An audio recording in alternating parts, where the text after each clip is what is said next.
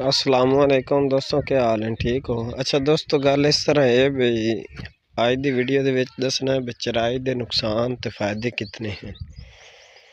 अच्छा, नंबर 1 उत्ते गल करें चराई के उत्ते। जेड़ा चरवाया है वो कोलों तुसीं वेखो कि सारी उम्र ही वो बकरियां अपनी जड़ियां हैं वो कोलों 15 तो 20 बकरियां ही होसन। उस तो 100 या 1000 बकरी किसी चरवाए कोली तुसीं ना वेखो। कुछ लोग हैं वो शौक तो बकरियां रख रहे हैं, चरा भी रहे हैं, उन्होंने कोल को 20-25 बकरियां अपनी जाती भी हैं। ऐसे बंदे भी मिले न। ज्यादातर जेडे चरवाए न वो बाहर दी बकरियां चरा रहे होंगे, जिहदी वजह तो चरवाया इतना कामयाब नहीं हो सकिया। वो फार्मिंग प्रॉपर तरीके नाल नहीं कर सकिया। ओदी वजह की है कि वो बकरियां डकदा दुध उत्ते। वो बकरियां दुध उत्ते डकदा है। इत्थे साडे इलाके दे अंदर बकरियां लाइक हैं घर उन्हें तकरीबन 50 तो 60 बकरी वली, जिहदे विच उन्हां जाती बकरियां अगर लाई जावें तो 10 तो 15 ये कोई बकरियां हैं, बाकी सारियां चराई ते रख रहे हैं। जिमें जिमें बकरी क्रॉस होंदी जाती वो फिर दूध खुश करती जाती, वो लोगों नूं वापस करते जाते। उन्हां दा दुध होंदा तकरीबन 20 किलो जेड़ा ना रोजाना का दुध, और 20 किलो का तकरीबन 2000-2500 का रोजाना दुध है।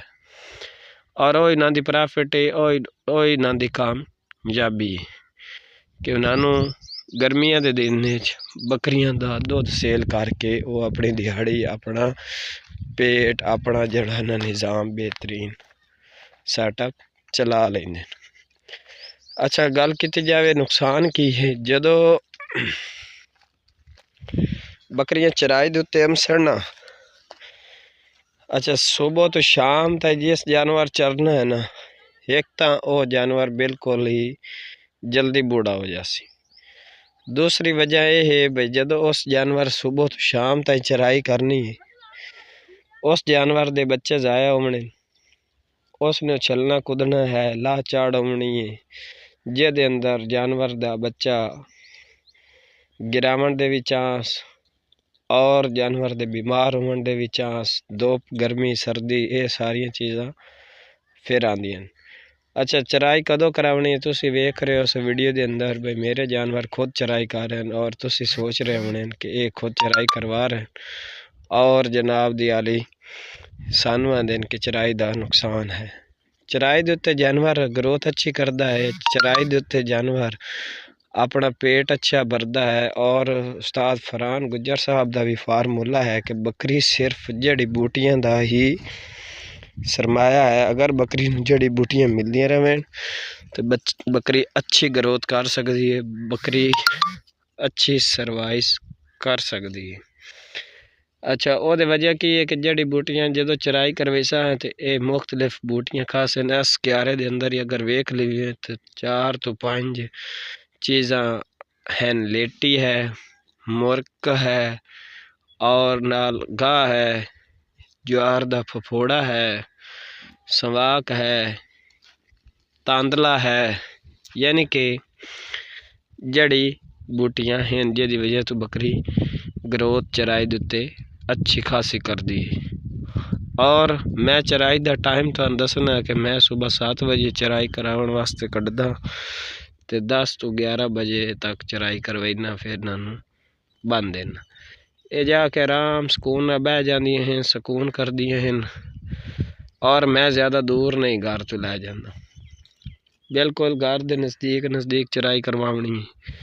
अच्छा, मेरे को जानवर थोड़े जिहदी वजह तो मैं चराई करवा लेना। अगर मेरे को 500 या 200 बकरी का सैटअप हो फिर चराई करावना नामुमकिन है। उस दे अंदर फिर इन्हों जेड़ा है चारा ला के भी पालिया जा सकता। अच्छा, उस तो बाद मेरा टाइम है 4 बजे, जी ज़्यादा शदीद गर्मी है तो 4 बजे, अगर मौसम के हिसाब नाल फिर 3 बजे, 4 तो शाम 7 सवा 7 बजे तक चराई फिर दोबारा करावनी शुरू कर देना। और जिस दे अंदर मेरी बकरियां का अच्छा खासा जनाब पेट भी भर लेंदियां, ਆਰਾਮ ਵੀ ਕਰ ਲੈਂਦੀਆਂ ਔਰ ਮੈਂ ਖੁਦ ਵੀ ਆਰਾਮ ਕਰ ਲੈਣਾ। ਤਕਰੀਬਨ 2-3 ਘੰਟੇ ਮੈਂ ਘਰ ਸਕੂਨ ਵੀ ਕਰਦਾ ਹਾਂ ਦੁਪਹਿਰ ਨੂੰ, ਔਰ ਆਪਣੇ ਜਾਨਵਰਾਂ ਨੂੰ ਵੀ ਸਕੂਨ ਕਰਾਈਨਾ। ਉਹਦੇ ਅੰਦਰ ਜਾਨਵਰ ਨੂੰ ਕੋਈ ਤਕਲੀਫ ਨਹੀਂ ਹੁੰਦੀ, ਕੋਈ ਜਾਨਵਰ ਨੂੰ ਪਰੇਸ਼ਾਨੀ ਨਹੀਂ ਆਉਂਦੀ। ਅਗਰ ਤਾਂ ਤੁਸੀਂ ਇਸ ਤਰੀਕੇ ਦੇ ਨਾਲ ਜਾਨਵਰ ਨੂੰ ਚਰਾਈ ਕਰਵਾ ਸਕਦੇ ਹੋ ਤੇ ਬੜਾ ਆਸਾਨ ਤਰੀਕਾ ਹੈ ਔਰ ਕਾਮਯਾਬ ਤਰੀਕਾ ਹੈ। ਅਗਰ ਤੁਹਾਡੇ ਕੋਲ ਇਹ ਤਰੀਕਾ ਮੌਜੂਦ ਨਹੀਂ ਤੇ ਫਿਰ ਤੁਹਾਡੇ ਜਾਨਵਰ ਨੂੰ ਚਰਾਈ ਕਰਾਉਣਾ ਇੰਤਹਾਈ ਮੁਸ਼ਕਿਲ ਕੰਮ ਹੈ। ਔਰ ਸਾਰਾ ਦਿਨ ਨਾਲਾ ਅਗਰ ਤੁਸੀਂ ਹਿਸਾਬ ਕਿਤਾਬ ਲਾਓ ਤੇ ਫਿਰ ਤੁਸੀਂ ਕਤਈ ਵੀ ਨਹੀਂ ਪਹੁੰਚ ਸਕਦੇ, ਨਾ ਤਾਂ ਦੁੱਖ ਸੁੱਖ ਤੇ ਪਹੁੰਚ ਸਕਦੇ ਹੋ, ਨਾ ਤੁਸੀਂ ਜਨਾਬ ਕੋਈ ਹੋਰ ਕੰਮ ਕਰ ਸਕਦੇ ਹੋ। ਫਿਰ ਸਵੇਰ ਤੋਂ ਸ਼ਾਮ ਤੱਕ ਨਾਂਦੀ ਹੀ ਚਰਾਈ ਕਰਵਾ ਸਕਦੇ ਹੋ। ਔਰ ਆਪਣੇ ਅਗਰ ਤੁਸੀਂ ਹਿਸਾਬ ਕਿਤਾਬ ਲਾਓ ਤੇ ਉਹ ਤੁਹਾਡੇ ਲਈ ਮੁਸ਼ਕਿਲ ਕੰਮ। ਵੀਡੀਓ अच्छी लगे तो वीडियो ਨੂੰ लाइक लाजमी करना।